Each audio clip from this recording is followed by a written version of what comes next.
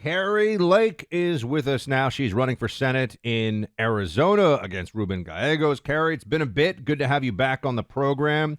We haven't been talking much about Arizona just because it's not getting the same levels of attention as some of the other swing states, battleground states, whatever you want to call it. So, can you just bring us up to speed? Your race and Arizona more broadly, what's it looking like right now? Well, you need to start talking about it because it's an important state. It is a battleground. President Trump is climbing in the polls. We are as well. My internal polling has consistently showed this me up a little bit, but it's really neck and neck between me and my opponent. And we're finding out just so much of what my opponent has said have been abject lies. We've watched as for 10 years he's voted against the people of Arizona. He's voted to have the borders wide open, to send federal dollars to sanctuary cities and states. He actually was the co-sponsor of the George Floyd legislation and wanted to get rid of the filibuster to pass it back in the summer of 2020. That would have defunded the police nationwide and got rid of qualified immunity, that protection that our officers need. He's voted to have boys participate in girls' athletics, which would, as we know, destroy women's athletics, and has voted to have boys, share locker rooms and bathrooms with our girls. And obviously, he's voted for what's happening in Ukraine, $260 billion sent over there. Meanwhile, he does not support the border wall at all. He's called it the dumb, stupid border wall and said he would never, ever, ever support it. But of course, guys, you know how it goes when we're in the heat of an election and the throes of an election. We watch as these radicals change their identity and they start to come over and say, oh, wait, he's moderate. And the truth of the matter is he's not. He's voted with Kamala Harris and Joe Biden 100% of the time. And we're just now learning. And I blame the media for this, Clay and Buck, because they have not done any digging into this guy's background. They just took what he said and ran with it. He said he grew up in a one-bedroom apartment, slept on the floor until he was 18. And his father, left him when he was 11. The real fact of the matter is none of that's true. He grew up in an upper class neighborhood, Evergreen Park in Chicago, in a middle class home. His dad was a convicted felon Mexican drug trafficker. You heard that right. Now, you would think if that was your background, you would want to go and protect the border and stop the cartels from importing fentanyl and all of these dangerous drugs and funneling them right through Arizona. But instead, he's voted every step of the way to empower the cartels. And that has hurt and killed Americans. We know hundreds of thousands of people have died from fentanyl poisoning since Kamala Harris, the border czar, took control of the border. And we know that the cartels are smuggling all kinds of drugs and trafficking people and drug trafficking and sex trafficking children. It's absolutely, he's been an abject failure. And the people are starting to catch on to what he's about. And that's why we're seeing this a neck and neck race here in Arizona. And it's truly going to be about getting out the vote, which we're working on every single day. We're talking to Kari Lake. And speaking of getting out the vote, Kari, our friend Ryan Gerdusky, who does a lot of deep dives on the numbers, posted on his Substack that the data out of Arizona is looking fantastic on early voting. That is, Republicans are drastically outperforming Democrats. I'm sure you have access to that too. Would you encourage people to get out, vote as early as possible? What he said is that there are starting to be a lot of people of medium and low propensity voting. That is, people who don't typically come out and vote that are showing up and voting early. Are you seeing that? What would you tell people out there listening? We got a monster audience in Arizona that they should know about the early voting process in the next 19 days. Absolutely. We are seeing that on the ground every day. We're showing up at vote centers and encouraging people to show up and vote. And we had a huge crowd yesterday in the far West Valley in Buckeye, Arizona. And I actually voted the second day of early voting. I went and voted and I've already cast my ballot. So I've gotten that taken care of, and we're encouraging Republicans and people who are voting for America First policies to get out there and vote early. And we are seeing the numbers come in, and it's been overwhelming. I saw the most hilarious thing happen. It was a clip from MSNBC, and it was one of their propagandists on the ground at one of the voting centers.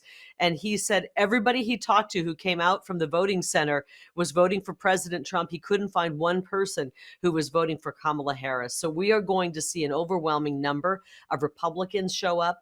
We did a great job in getting people registered to vote. I got to give a lot of credit to a lot of the groups that are on the ground, especially Turning Point Action, who spent so many months registering people to vote and now getting out the vote, chasing the ballot. We don't want a single ballot to die on someone's kitchen countertop.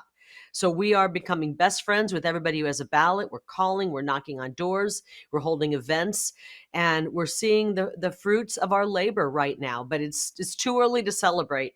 We got to get everybody out there to vote. I'm encouraging people to go to an early voting center and vote. If you're the kind of person that would typically wait until election day, we have a long ballot. Get out there, go vote early. We don't want to have a situation where the equipment fails us or we don't have parking and the lines are long. And if you have a mail-in ballot, get it filled out and send it in. Either drop it off at a drop box, show up at a voting center and hand it off, or you can put it in the mail, but I prefer the first two choices. We are going to see voter turnout like they've never seen before in the history of voting here in Arizona. By the way, Kari, what you just referenced, the MSNBC clip, we had it. I had the guys pull it over. Here it is. They're looking for a Kamala voter, MSNBC in Arizona. This is what it sounded like. You should note, we did not find a single person who audibly would tell us that they voted for Kamala Harris. These were Trump supporters getting out to vote early in the all-important Mojave County. Take a listen to some of our conversations. The difference is going to be that everybody's coming out early, and everybody that we've talked to has made a special effort this year to vote, and you can see it here in the parking lot. You know, this library's usually got 5 cars in it. There's a ton of cars in it now. Said you voted early for the first time. For the first time. Why did you vote early this year? Honestly, because Donald Trump told me to. What a good answer. He keeps saying it, and I've been thinking about it, and so here I am. There you go, Kari. That's what you were referencing. Great. Buck, good sign there. Yeah, I think it's obviously encouraging. Go ahead, Kari. It's a great sign. And, you know, I want to talk to the people out there who might still be on the fence. And we had a debate last week, me and my opponent, Ruben Gallego, the most radical member of Congress that most people have never heard about. He's voted more to the left than even AOC and the squad. You know, I got to admit, we defeated him in that debate. We really showed people what he's been about, open borders. He's called Trump supporters the worst people in the world. He's called us dumb. He's called the border wall dumb and stupid. He's not for securing the border, and he wants to represent the people of the state, yet he hates more than half of the state. I think that's disqualifying. Additionally, he's voted, like I said, and pushed to defund the police. Every idea he's pushed is a bad idea. But I want people to, if they can, go to my Twitter page. I pinned it there at the top of the debate. If you know somebody who's kind of on the fence, not sure what they want to do, I encourage them to watch the debate and just hear what his ideas are for Arizona, what my ideas are for Arizona. We are seeing the momentum. It is so much bigger than it was in 2020. It's bigger than it was in 2022 when I ran for governor. The enthusiasm on the ground for President Trump, for Kari Lake for U.S. Senate is enormous.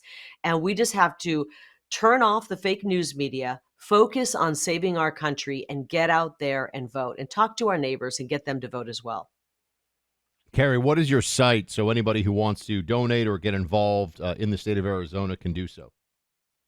It's karilake.com, KARILAKE.com. You can find me on Twitter and Facebook and all of the social media sites as well. And I just recently joined TikTok. And my handle there is the Kari Lake. My daughter convinced me to join it, and we've already gotten a really good response.